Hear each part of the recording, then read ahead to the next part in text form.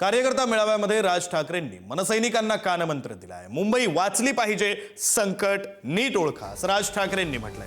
तर निवडणुकीला एकजुटीनं सामोरे जा असंही राज ठाकरे म्हणालेत। सत्तेत नसलो तरी आपला दबदबा कमी झालेला नाही असं राज ठाकरेंनी म्हटलेलं आहे। निवडणुकीच्या प्रचार सभेमध्ये अनेक गोष्टी बाहेर काढणार असल्याचं सुद्धा त्यांनी आपल्या पदाधिकाऱ्यांना सांगितलेलं आहे। कुणाला किती जागा मिळाल्या यामुळे नाराज होऊ नका, राज ठाकरेंनी हे वक्तव्य केलंय। मराठी माणसाच्या हितापुढे सर्व काही क्षुल्लक असल्याचं राज ठाकरेंनी म्हटलंय। मुंबई वाचवण्याची जबाबदारी आपली आहे, दुसऱ्यांची वाईट स्वप्न गाडण्यासाठी एक व्हा असं राज ठाकरेंनी म्हटलंय। निवडणुकीमध्ये युतीचा धर्म पाळायचा असंही राज ठाकरे म्हणाले। ईव्हीएम असल्यामुळे त्यांचा माज सुरू असल्याचं राज ठाकरेंनी म्हटलंय। मुंबई गुजरातला पाहिजे हे गुजरातवाल्यांचं स्वप्न आहे असंही राज ठाकरे म्हणाले। आपले प्रतिनिधी श्रेयस सावंत आपल्यासोबत जोडले गेलेले आहेत। अधिकचे तपशील त्यांच्याकडून घेऊ। श्रेयस, विक्रांत, खऱ्या अर्थानं पुन्हा एकदा मनसे अध्यक्ष राज ठाकरेंनी तोच मुद्दा समोर आणला की महाराष्ट्रासमोर आमचे वाद छोटे आणि किरकोळ आहेत। आज तेच उदाहरण त्यांनी आपल्या पदाधिकाऱ्यांनी दिलं। कोणाला किती उमेदवारी मिळाली, कोणाला किती सीट्स मिळाली, आपल्याला कमी मिळाली, आपल्याला जास्त मिळाली याचा विचार करू नका।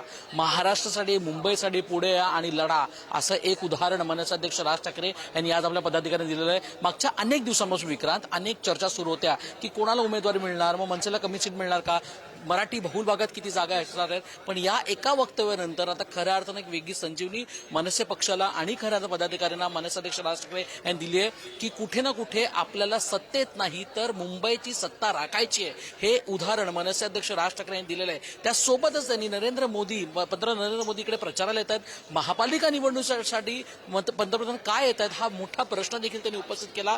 ईव्हीएम मुळे कुठे ना कुठे हा माज आहे का, हा देखील त्यांनी उदाहरण दिलं। पण या सगळ्यामध्ये जर आपण बघितलं गेलं तर शिवसेना ठाकरे गटांनी आपले एबी फॉर्म दिलेत। आता कुठे ना कुठे मनसे आज आपले एबी फॉर्म देणार आहे। पण ते एबी फॉर्म देण्याच्या अगोदर आता मनसे अध्यक्ष राज ठाकरे यांनी सगळ्यांना एक होण्याचा संदेश दिलाय, सगळ्या कार्यकर्त्यांना एक होण्याचा संदेश दिलाय आणि पदाधिकाऱ्यांनी एक होण्याचा संदेश दिलाय। ह्याचंच उदाहरण म्हणजे आता ठाकरे गट मनसेची युती फक्त घोषणा नव्हती तर आता ऑन द रोड मॅप पण ते एकत्र आहेत आणि आपल्याला एकत्रच या निवडणुकीला सामोरं जाणार आहे, हे थेट मनसे अध्यक्ष राज ठाकरे यांनी सांगितलेलं आहे। विक्रांत, तर धन्यवाद श्रेयस दिलेल्या या सगळ्या सविस्तर माहितीसाठी।